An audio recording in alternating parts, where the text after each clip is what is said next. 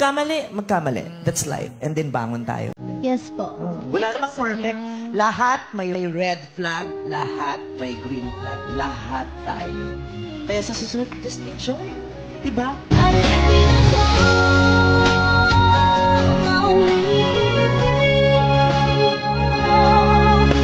Sinasabi ko sa inyo, mga pamangkin, ha?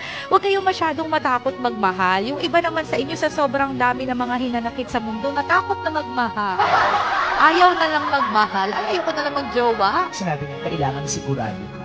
Makakasiguro ka ba talaga sa relationship? Makakasiguro ka ba talaga sa pag-ibig? Makakasiguro ka ba din sa tao, sa kahihinatnan ng relasyon ninyo? Ang love kasi is a risk. Kung baga wala tayong kasiguraduhan kung ang pagmamahalan ba na meron tayo ay magtatagal o hindi. Ganun ang love di ba? Yung mga akala mo nga na magtatagal kayo hanggang forever, hindi naman. Buhay wala namang kasiguruhan. Kahit anong ingat mo, hindi mo naman alam kung anong mangyayari sa susunod na segundo.